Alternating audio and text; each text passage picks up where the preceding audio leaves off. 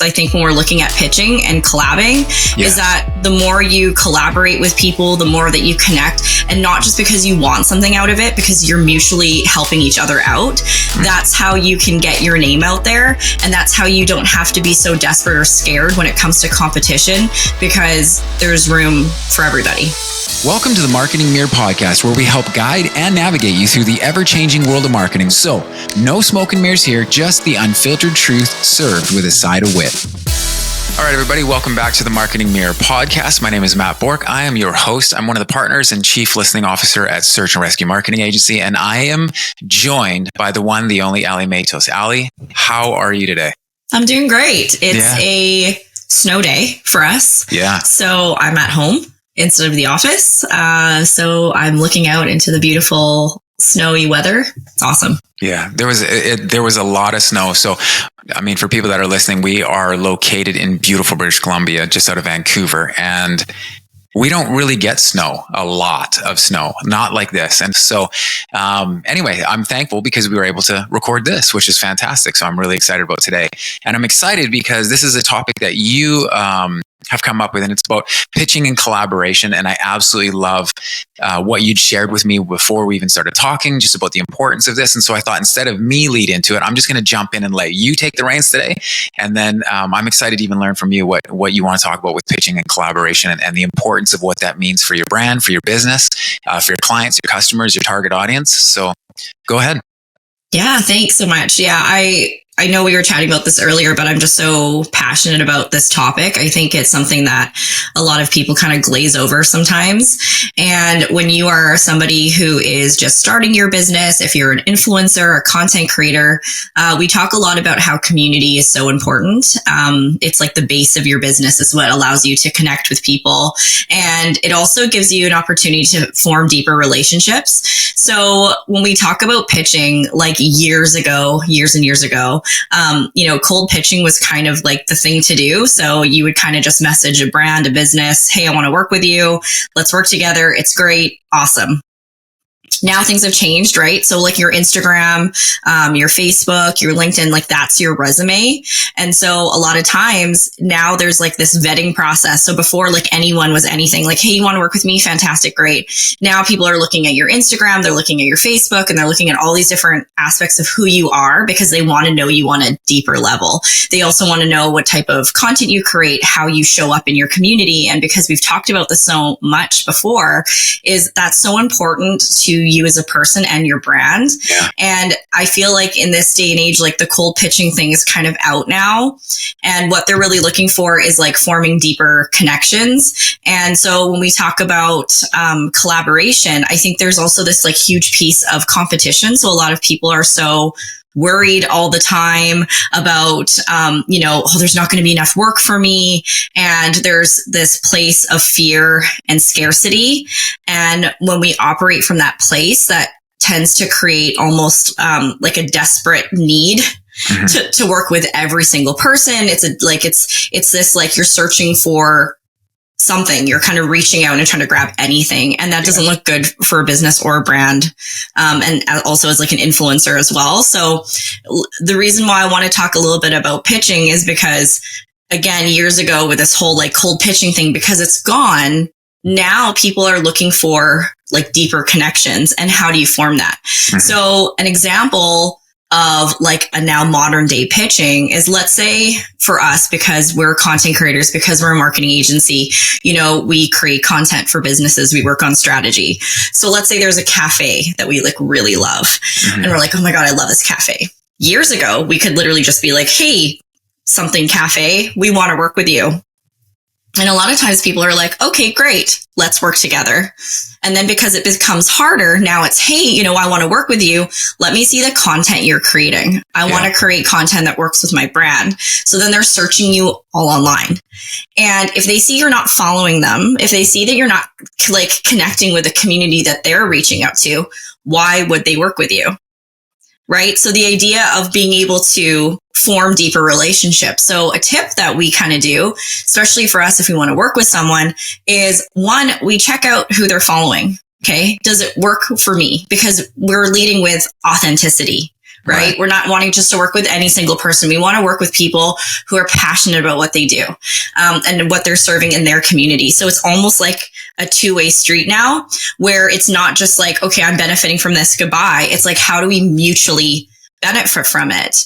And by following, let's say, the cafe online, by connecting with them for months, responding, being active, going there yourself, creating content just because you want to create it, not because you're desperate or need or want to prove something.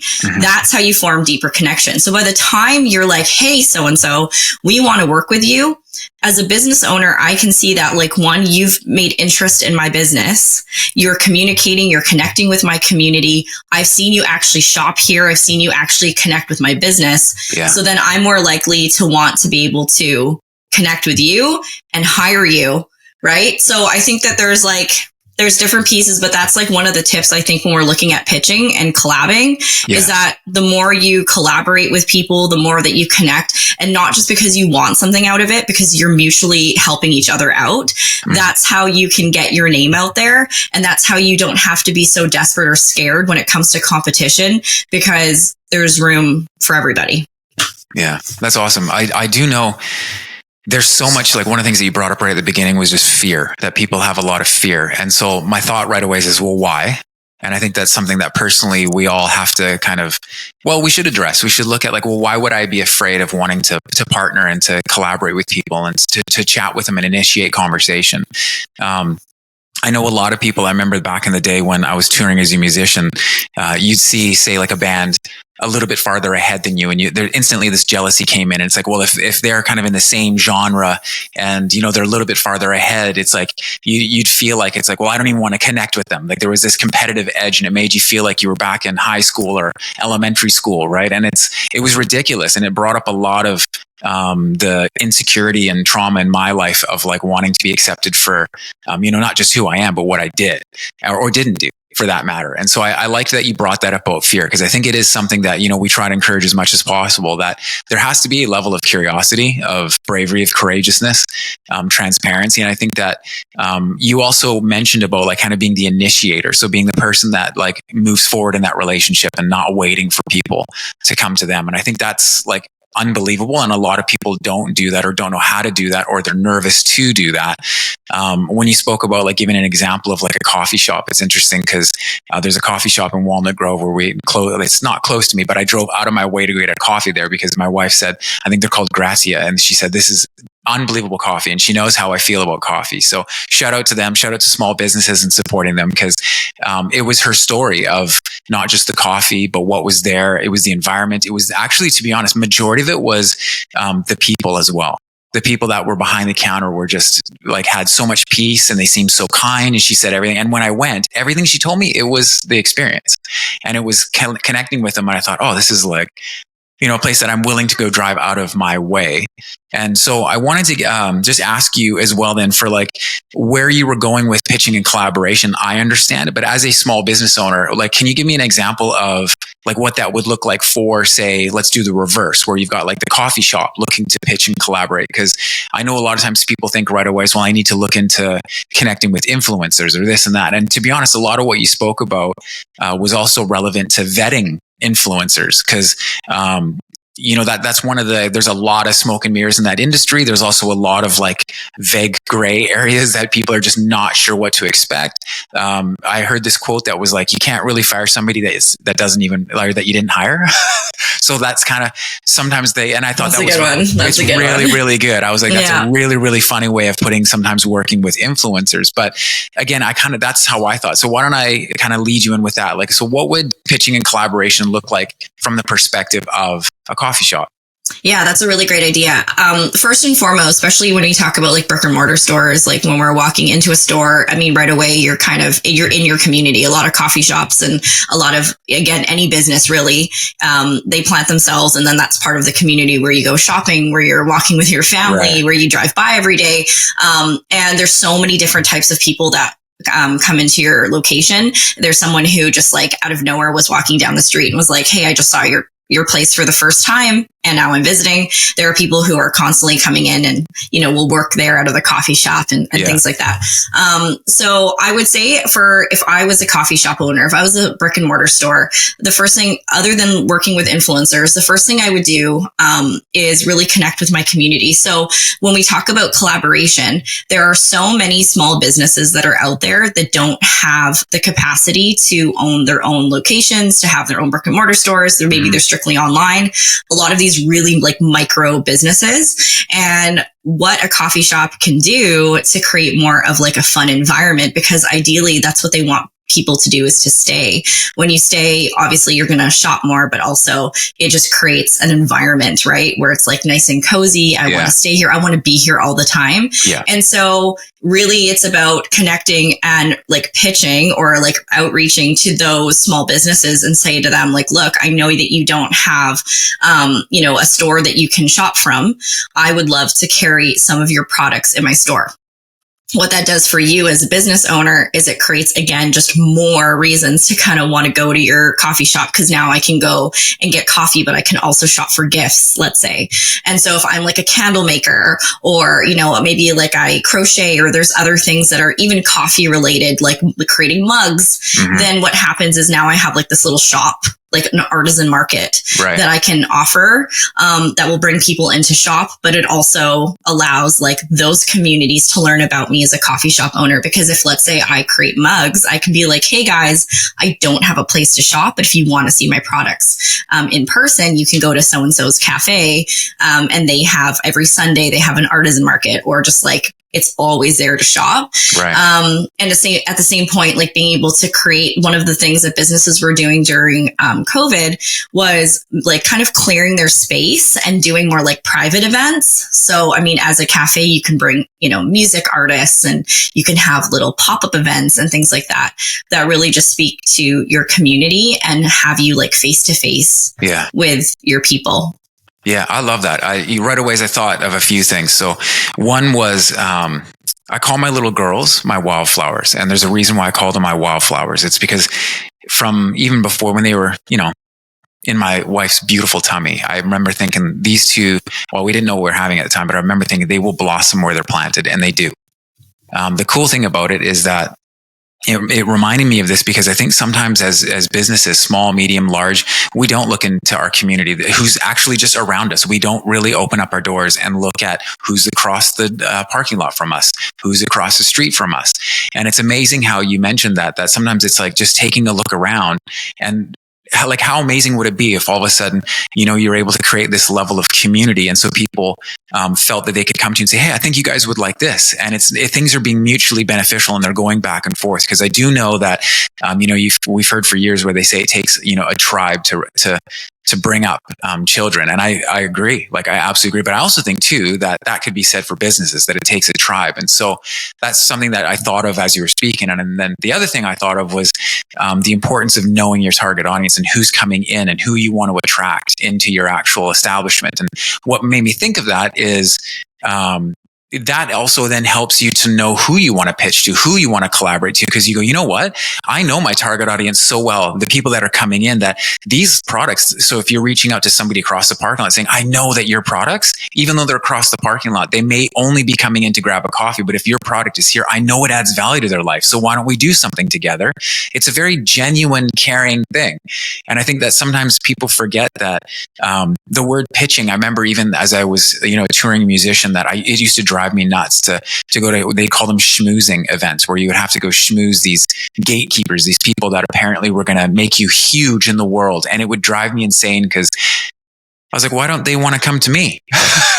Right? Like, why don't they want to talk to me and do it in a very kind way? And I think that sometimes I was like, I just completely, I'd heard once somebody say, so you don't like it? I said, absolutely not. They said, but you're so good at it. And I said, what do you mean? And I said, I don't even go talk to anybody. They said, yeah, but you make yourself approachable and you are just completely honest. And I found it such a compliment that I felt I was bad at it, at pitching, at that kind of a thing, when in reality, I was just being myself and leading with kindness and compassion. And so those are a couple of things that stood out with me, because I do think a lot of businesses don't realize how sometimes just what you talked about, recognizing that I know my target audience, I'm into these things, I think they're going to be into them. So I'm going to look at how to bring in mugs or whatever it is into my establishment, because it's going to add value to their life. And so not only are you then going to have people that are going to speak on your behalf and say, hey, like, this coffee shop's amazing, they've got these products, you're going to have that where those mugs come from, they're going to be raving about it. And obviously you're going to be helping each other out in marketing. And it's one of the coolest things to witness. It is actually truly effective. It does work. It does add value to both businesses and to the communities. And then you've taken your community. I think this is something that I know you've talked about, but people don't realize the moment you really truly collaborate and get over the pitching, but collaborate, you've all of a sudden, almost overnight, sometimes you can double your target audience in a very genuine way. And who does not want to have that opportunity? Hey? No, absolutely. And this can also go like, not only just for like a business, like, you know, collaborating with a bunch of other businesses. And that's what we talked about, was like, it's mutually beneficial, because it's like, I feel good because now I'm like supporting a bunch of small businesses, but these small businesses are now going to like advertise my coffee shop. And now we're just all friends and everyone's going to come and, you know, have coffee and buy candles. But the idea about even content creators is that we're going into a space and we talk about deeper relationships. And the only way that we can really dive deeper into the relationships if both parties are showing up as their true authentic self, because that's where, like, you know, the best relationships are made. And so when even as a content creator, you know, there's also this like taboo on the subject of like, oh no, like that person's another photographer, or that's another videographer. And like, oh no. And it's like, one of the things that I love about Search and Rescue is that we work with like a ton of different people with a ton of different skill sets, and we all bring something to the table. And at the same time, we also have our different styles in the way we do things. And like, that's what kind of makes it like magical. And so when we talk about even content creators, like pitching and collaborating, it's like, just because there's another photographer or videographer doesn't mean that you can't connect. And so that's something that I've really loved about just like figuring out myself in the community, is like, there's other people that I can connect to. A lot of my friends are photographers. That's how I met them. And we can meet up and create content together, which is so much fun. And it's not about competition anymore. It's like mutually beneficial. And that feels really good. And then at the same point, our people will see that. And that speaks volume to the type of person that you are. Yeah. Sometimes I'll be out shooting at places and it's amazing how many people come up and they're like, oh, with other videographers, other photographers. And they'll ask me, like a client will say, is it okay that these people are here? And I'm like, absolutely. I love I said, the more eyes, the better. In fact, like I selfishly might learn something from them. Right. But I also think too, that it just adds value. Like, why not? Why not have those opportunities to increase that content? And, I think one of the things that you mentioned as well that I kind of did want to bring up as well was talking about things that you're into, being the person that kind of initiates the relationship. And, you know, as a business owner, I know I absolutely love great coffee, right? Like JJ Bean has always been my favorite coffee. Shout out to them. But when I went to Gracia in Walnut Grove, I went, oh my goodness, I don't have to drive downtown Vancouver to go get this amazing cup of coffee. This is absolutely delicious coffee. So if I was that business owner and I was thinking, I've got these people coming in that love my coffee and I know a lot about my target audience, and I know the things that I'm into, then maybe when I'm out, I'm recognizing, hey, you know what? As I'm out, I'm just writing myself little notes like, I really like this. And then I'm going to take time to go, I wonder if my target audience would like this as well.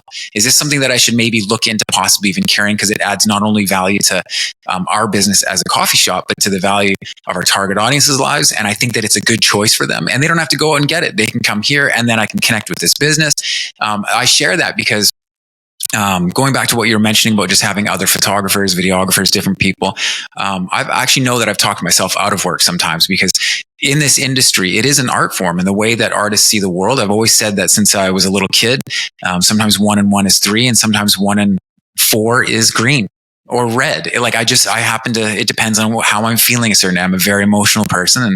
And so in saying that, I also know sometimes that I might not be the right choice for the business that wants to work with me and work with Search and Rescue Marketing Agency. But what we want is the right person for them because we care that much about their business.